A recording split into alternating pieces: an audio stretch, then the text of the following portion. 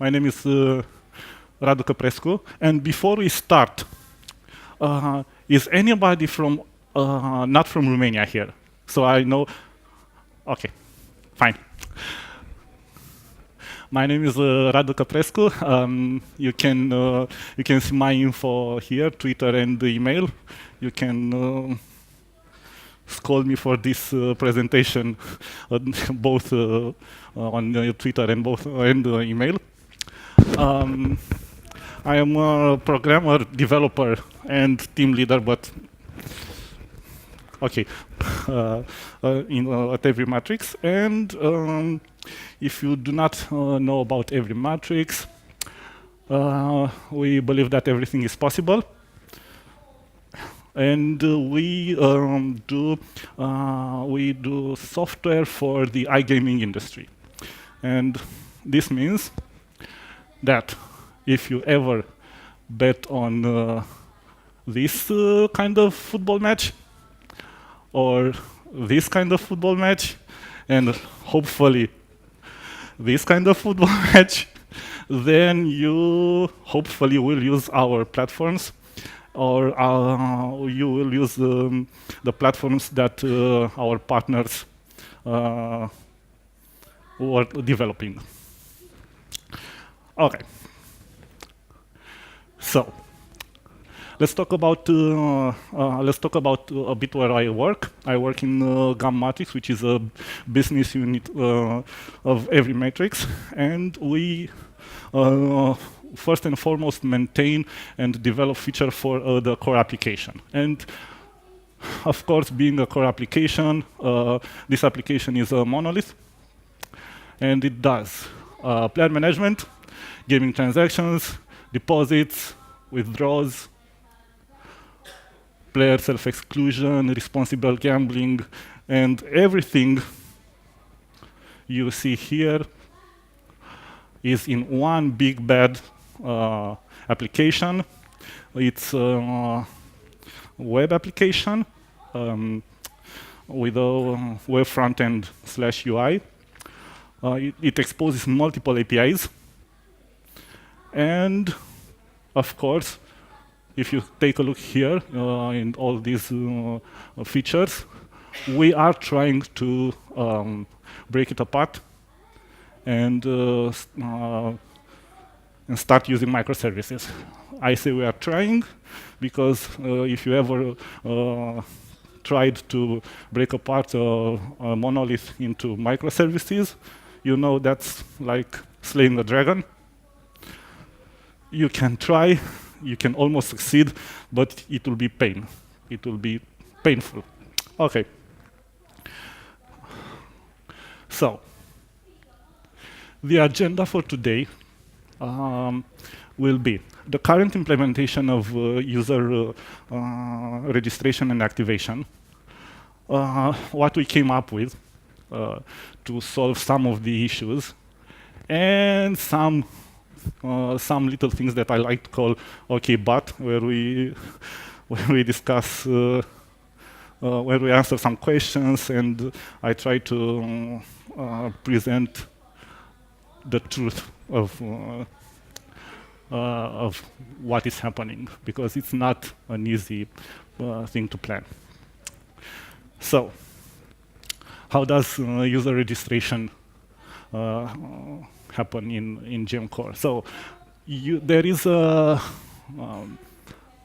registered user request that GEM Core receives, and when this application receives this request, it will insert the player into the database, of course, because that's like the main task.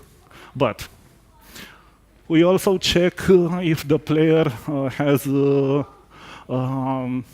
excluded himself from gambling, because he may be having some problems, and there are self-exclusions providers that will self-exclude you for all the operators.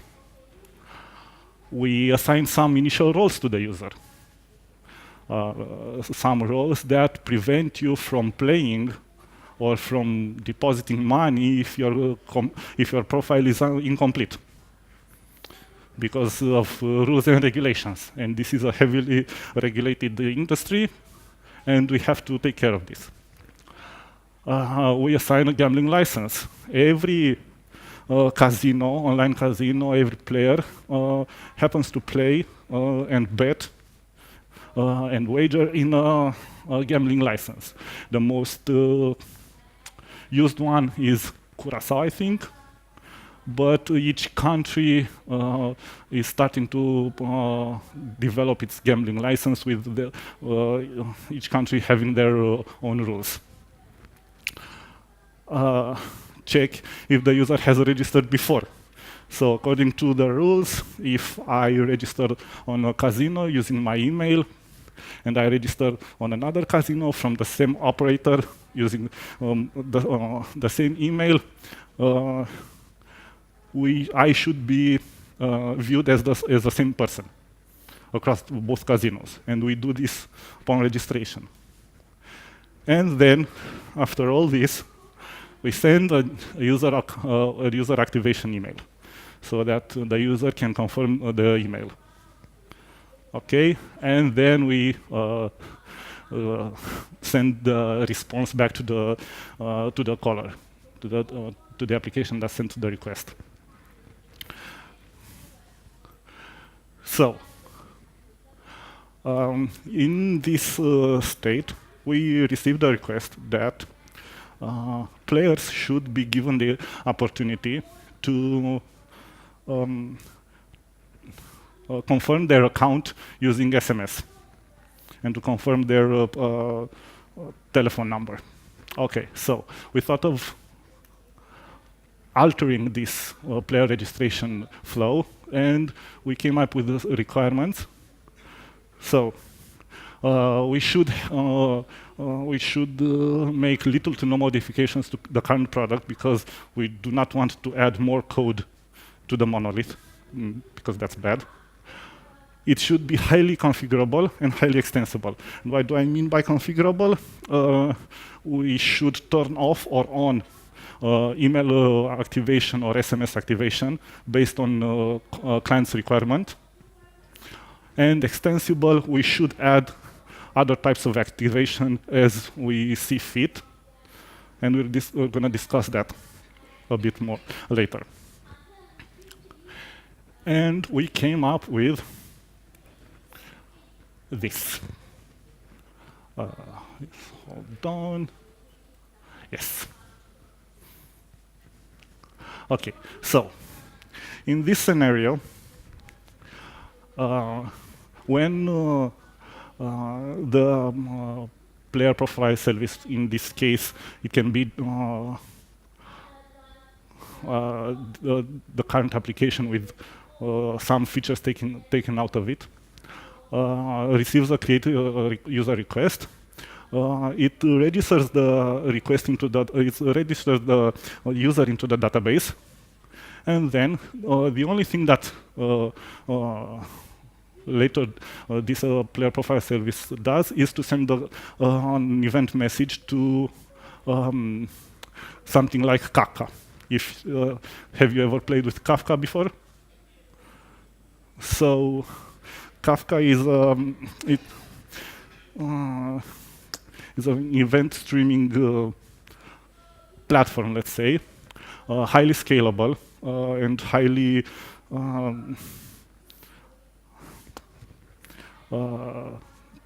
not configurable, but scalable and resilient, where multiple consumers, like RabbitMQ, okay. So this means that if we send a registered user event into Kafka, multiple consumers will be able to consume the message, and some work that previously the core application did can be offloaded to another application because that application responds to receiving the request. So we currently have this external configuration system that checks how many activation services are enabled, and then sends another Kafka event only to those activation services. So if we want to enable only the email activation service, then we can do that. If we want to enable only the SMS activation service, then we can do that too. And if we want to enable both, we can do that. So I talked about email activation and SMS activation, but there are two more activation services there. And that is, one of those is linked users, and the other is self-exclusion. And linked users is the performs player, detects if the player has registered before, and blocks the player based on some rules, or applies some roles. And self-exclusion activation simply checks in an external provider if that player has self-excluded, and if that player has self-excluded, it simply blocks the account. So no matter if you activate, if you confirm your email or confirm your phone, your account will be blocked if you registered. And this will be if you registered into a self-exclusion provider. So, and this is, and all this work is offloaded from the core application.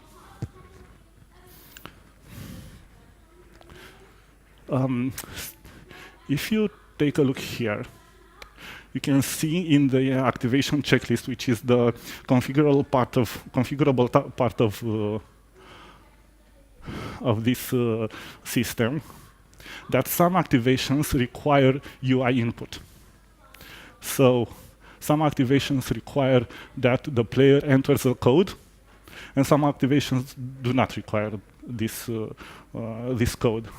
And we mark those activations with a bit, saying, yes, we need an UI for this, and yes, we do, or no, we do not. Okay. So how is this going to happen? So on the front end, on the UI, a request is going to the UI application is going to send a request to this player profile service. This player profile service, of course, is going to register the player into the database, and then send an event to Kafka. And this is all this application does. It handles only these things: registration, or if you want to update your profile, or if you want to get the profile data. Nothing else. So remember when I said that the core application handles transactions and handles responsible gambling and handles everything? Also, it handled this player management. So we can take that, we can offload those features from it. So this will also the player business services is going to check in the external configuration system what activation systems are enabled, and if the email activation system is enabled, it's going to send a message to an event to Kafka that will be consumed by another service, generates the token, store the token in a database, and send the email with the code to the player.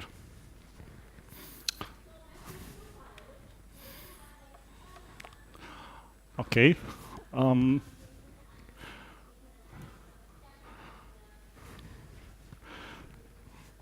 But the user has to input his activation token, And we have to check that this token is the valid token. So the front-end application, the user interface, checks with the external configuration system which part of the UI has to display for the activation system. So so now it detects that we need to display the view for the email activation. And then the user will enter the token received via email, and we're gonna check into this API that the token is valid. We're gonna go to the database, retrieve the current valid token for this user. And then, if this is the correct token, if the token that the user input is the correct token, we're going to send another Kafka event, so that this player business service knows now that if we have only the email activation service part enabled, then he can then the player business service can say, yes, of course, now the user is enabled into your system. If we have some kind of rules that, let's say, the self-exclusion activation trumps all other things, then we can actually then this player business services will handle this. Is going to say that the email has been verified, the SMS has been verified, but we cannot enable this user, even though the profile has been verified in terms of email and SMS, because another more important part is blocking this user. Yes?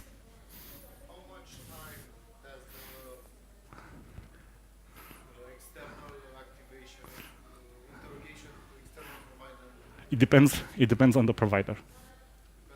Yes. Yeah. How much time it takes until I see a real feedback from the app that I can log in? Because I imagine I activate my email, let's say, and the interrogation from the external provider needs to be finished until I'm able to log in and have all the rights that I need. Yes and no, because no, your point is valid. But if you start with some roles that you clearly cannot play, and then we remove those roles for you based on if you are self-excluded or not. If Basically, it's not a full activation. So you can access the application, but you have some limitations until you are really... yes.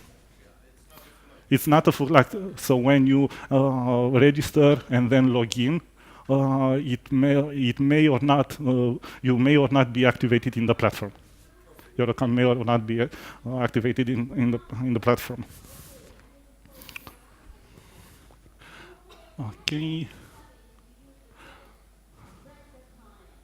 So this is self-exclusion flow. Notice that we do not send this feedback to the UI, because for the self-exclusion activation, the player does not need to enter a code. And what we do actually is send an event to the player business service that this player is blocked. If this player is blocked into a self-exclusion system, we can say, yes, this player is blocked, or no, this player is not blocked. The player business service will then check the rules enabled for activation and say, okay, this has priority. So if I receive a word that this player is blocked, then I have to block it in the system. So here you can see that there are three events that this flow handles.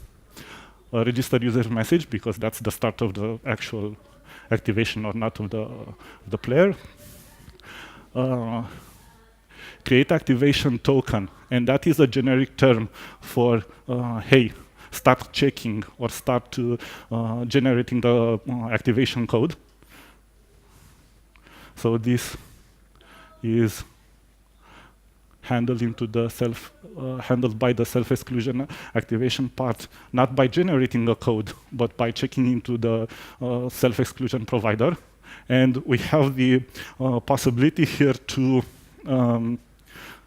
not to check all the providers we have to, but based on the player and based on the rules of the platform of the casino that the player comes from, we can check either one of, let's say, Naris, which is the self-exclusion provider for the Lithuanian license for Lithuania, or other type of self-exclusion provider.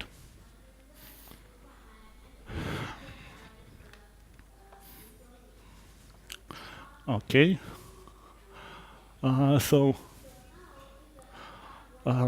Yes. Player business service handles events like registered user, user login, and user check. Registered user, we saw why. A registered check is actually this. User check message is actually this message sent from the self-exclusion activation to the player business service. And user login. Why user login? Because when you log in, even though you passed some validations on a register, you might not pass them when at the moment of login. So if you weren't self-excluded at the registration time, at on the moment of registration, you might be self-excluded at the next login, and we need to handle that. Also, we do not want to check the self-exclusion provider while you log in, because you'll have a bad experience logging in. So this needs to happen. So the player business service needs to respond to the user login. So player business service, this is cut and dry, this is simple, gets the enabled activation options from the external configuration system, or UCS, or whatever you want to call it. And for all those enabled activation options, then this business service is going to send message to all the topics involved, to all the other systems involved.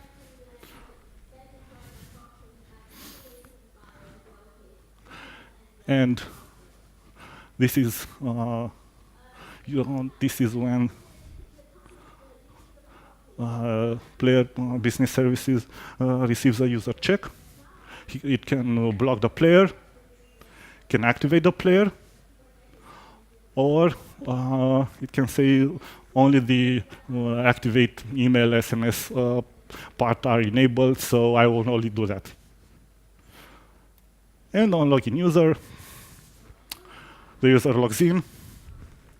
The player business service will actually go and check for if you registered before. on another casino belonging to the same operator with the same email or with the same rules?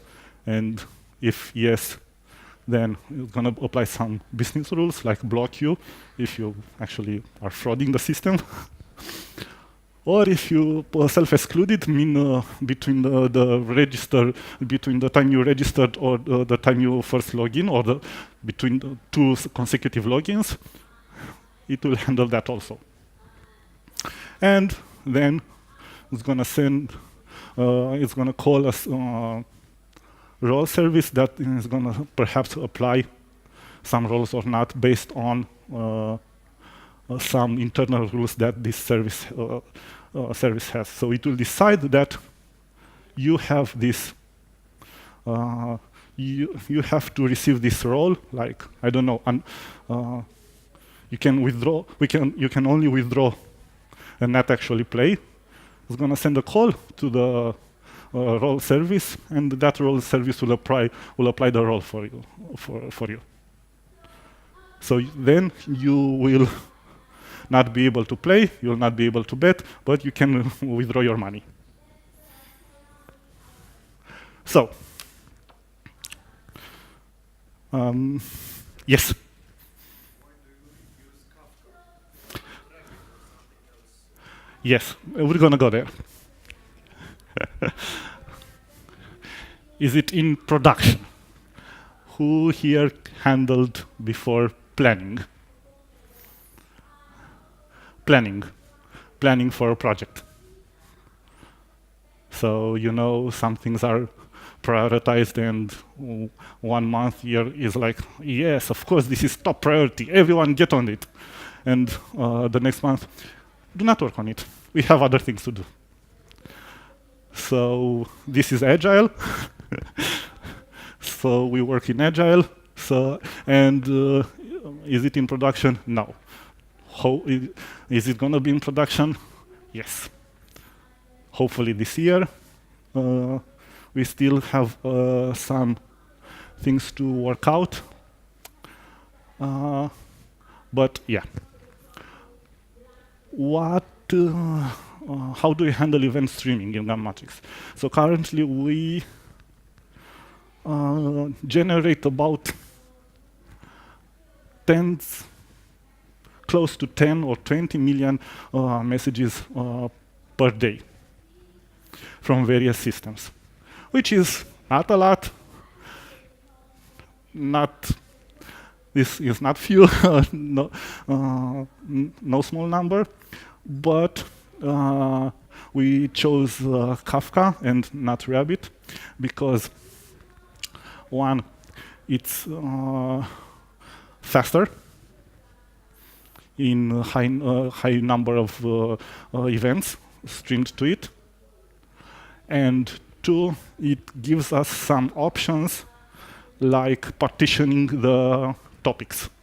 So if we, let's say, send an event that the user registered to a topic, so every consumer can consume from that topic, we can partition it via some rules. So let's say a casino is actually registering many players. So that casino will have a partition assigned to it. So consumers will not be bothered by other messages. Okay. Kafka does not guarantee delivery of Kafka does not guarantee delivery of the message. So in some cases, and we do have this problem, we might lose events. So we generate, I don't know, we do a transaction, a gaming transaction, the user placed a bet, but there are some instances that the event for that transaction does not reach Kafka. That's a problem we are currently trying to solve, but for this user activation flow, it is not integral because you can actually resend code. So it happens to the best of them. So if you do not receive a code from Microsoft and you do not get it in time before it expires, you can resend the code, and the whole flow will start again. This is done by default by the system or by the user? This is done by the user, because it is easier for us to assume that the user received the code, but has not did not input it yet into the application, than to say, okay, this code is invalid, so we're going to generate you, even though you do not want to log in anymore or to register. So imagine I want to log in, but then, yes, you have to enter two-factor authentication, for example, or register. Yes, you have to enter this code received by email. And then, yeah, I'm too lazy to check my email. I'm going to do it another time. Do you have an expiration time for the code? Yes. So that's a given. Also, you might not have an expiration time and play with the security a bit. And say, yeah, of course, I do not have an expiration time. So if some code was, if some activation code was not input by the user, then it's valid forever and ever. And yes, of course, that is an option. What do you do, and what is going to happen, and what is happening actually, is that when you input an activation code, and the code checks as, okay, this code is okay, then all other codes, regardless if they are valid or not, will be invalidated. So, you generate a new code. For the same user? Yes. Okay. Of course, for the same user. That doesn't make sense. Yes. Or if you want, invalidate for the rest of the database, which is actually another option. Yes. Is the activation flow going to end with an auto login or something like this? That full activation? Yes and no. And this also depends on the operator. So if the operator wants auto login, yes. If the operator wants that the registration flow will not end with an auto login, but player explicitly has to log in, then yes, we are heavily regulated by some licensing laws, and we can handle one of those actions. But if the operator says, okay, this is required by our country's law, then we have to do it. Because the auto login on top of activation flow is security concern. Yes. Yes. Activation code should not be logged in. Yes. Of course. So I have 10 minutes left because there is still time. Would you like to see some code? Would you like to see some code in .NET? Well, cool. I wasn't expecting that part. Okay. So, again, who has worked with Kafka before? Okay. There is another message provider that has acknowledgement. Kafka has acknowledgement, but you can opt out of it. So Kafka has 3 kind of acknowledgement. No acknowledgement. Only when the master received the event, so we can send you the acknowledge part only if the master from the servers receive the event, or you can actually say if the masters and I think n-1 servers all receive the event.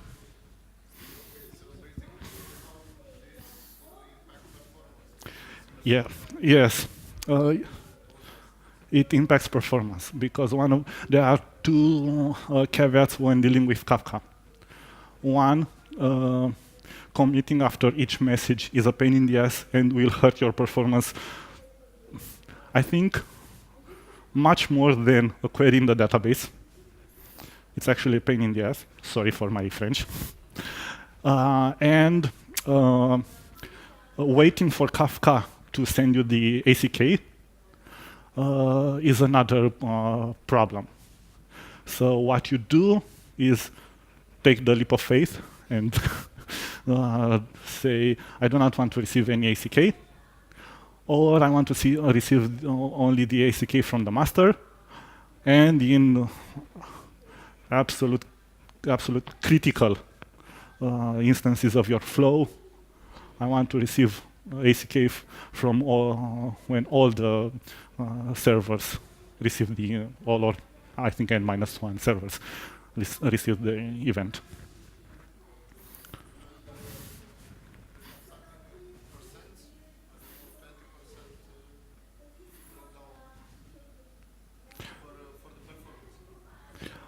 I have a bit of a story regarding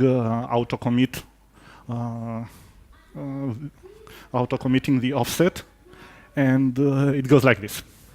We had an application that was supposed to handle about close to 10 million messages per day, and we receive the event, process the event a bit, and do some business logic, and then send an API call to an external provider, CRM external provider. And this application kept lagging behind. So new events were streaming into the topic, but this application did not consume them fast enough, and kept lagging and lagging and lagging until we saw, okay, why is this application 5 million messages behind? And Kafka has, of course, an offset that the partition starts from an offset of a message, which is like the message number, so 1, 2, 3, 4, whatever, and has the current offset of the latest event, and also it stores, if you want to, it stores the last offset your consumer consumed. Okay, so I'm consuming a message. I'm consuming an event, yes, and then I'm going to say to the Kafka API, hey, store this for me. So next time when I'm consuming, I'm going to start from the next one, not consume the same messages all over.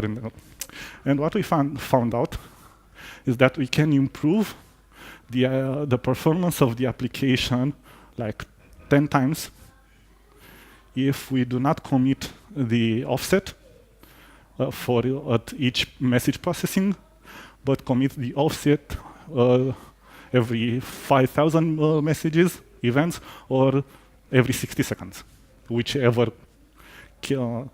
happened, whichever comes close to that. Okay.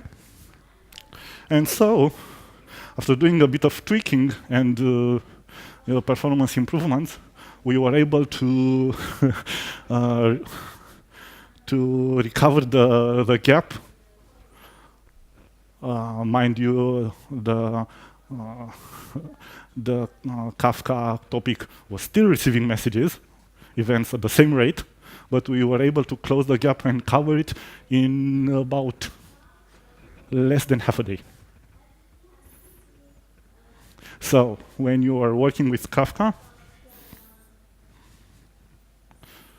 the impression is that you have to read, consume the message, act on it, and then store the offset.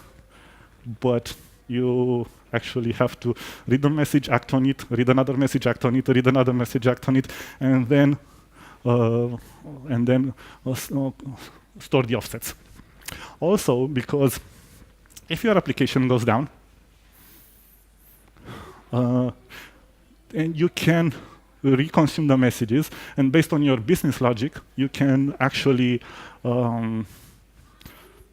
act on them again, or if you have some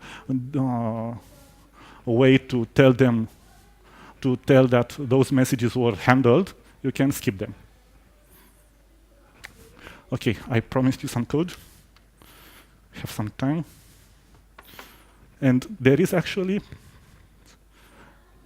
a great presentation that I would like to, that sounds interesting.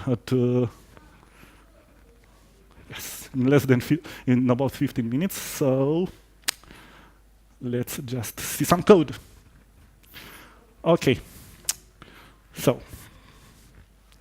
let's start with the activation dispatcher, which is the player business service that handles only sending the activation events to the topics. Okay? And have a great, so Zoom. I have no idea how to do that.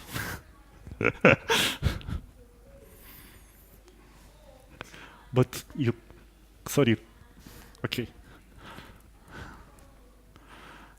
So this application is a pipeline that it receives a message, an event, and this Kafka source is consuming the event. And then we have another, at the end of this pipeline, we're going to send, based on some configurations, 1 or 2 or maybe 0 events back to Kafka. So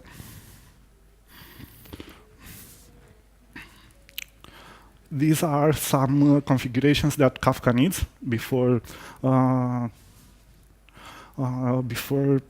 we can consume or send. So Bootstrap servers refer to the actual servers for Kafka. I hate you. So we decide if we are going to wait or not for the ACK. We decide if we want to auto-commit or not. It's a bad idea to auto-commit. So you should handle offset commits, committing the offset back to Kafka on your own because of the performance issues I mentioned. We set a topic. We set the how many messages we have to commit on, and then we can run it. We have to instantiate a consumer. We have to configure some consumer events like, sorry for this, but if we reach the end of the partition, if we receive an error, if another partition gets assigned to this consumer, and what happens when we committed an offset. And so remember, Kafka splits the topic into partitions. So we have to assign our consumer to all our desired partitions. And if you leave those partitions empty, because this is a string of partition 1, comma 2, comma 3. If you leave this if you do not configure this, the consumer will be assigned to all partitions. And then you consume each message. So this line says consume from Kafka and give me a message. And if we can't consume, then so be it. But if we can consume, then go to the next leg of the pipeline, which is sending. And upon executing, no, sorry, this. So we deserialize the event, and for the demo purposes, and we get only the phone number, we get only the email, and if this activation via SMS is enabled, then we send we send an event to the SMS topic, and if the activation for via email is enabled, we send an event to the email topic. And this is all, of course, business rules, but for the brevity of the, this is all that it has to do. And let's just say, for the sake of it, what happens if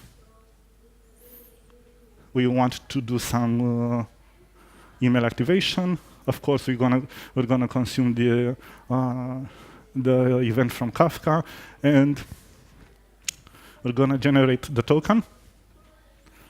We're gonna expire tokens because we clearly created a new token. We're gonna insert the token into the database, and then we're gonna send the email. So this is a this is using Mailgun,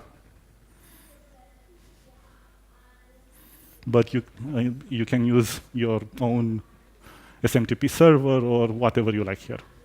It doesn't matter. Or you can do nothing here, but you generated the code and that job done. And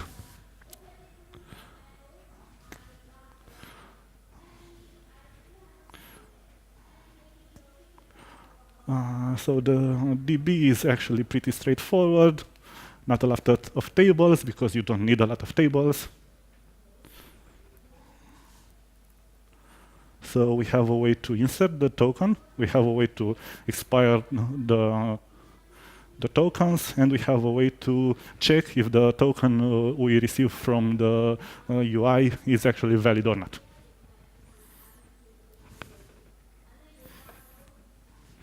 Any questions? Yes.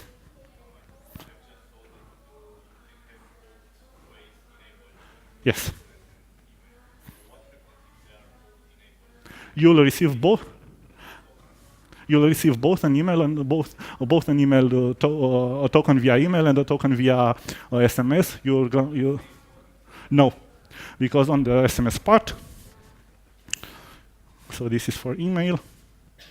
This is for SMS. And on the output, we have. I work with Twilio, which is actually nice, and we generate another one, and this do it. Let's just say you can actually generate a random number via whichever API you want. So it's never going to be the same token, except by chance, you know.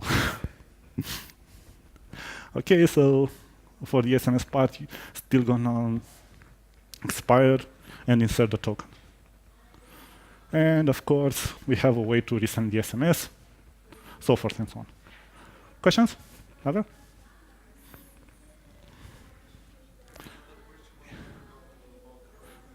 Of course. Yeah.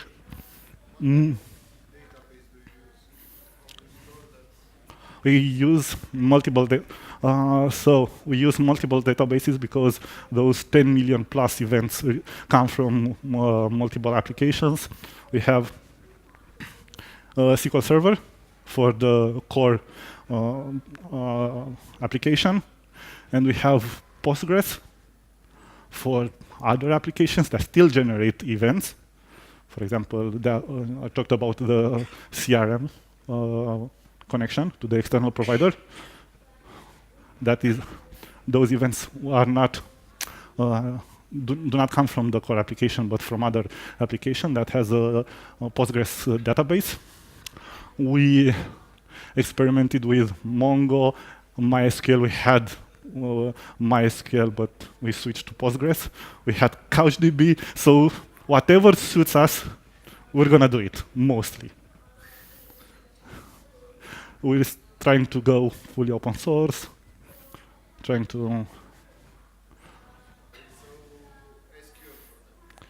SQL on the SQL Server on the main application, yes, because that database is huge from my point of view, but not huge from Microsoft standards or something like this. No problem. Questions? Anyone? Yes.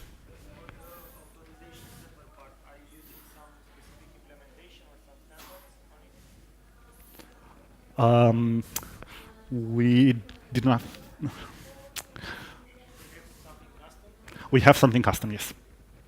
We are trying to remove that custom part and trying to use some industry standards that, yes, like identity server or something, yes. So we are gonna try to move from our custom authentication and authorization part to a more industry standard that can be configured and include many types of authorization and authentication services. Okay, thank you.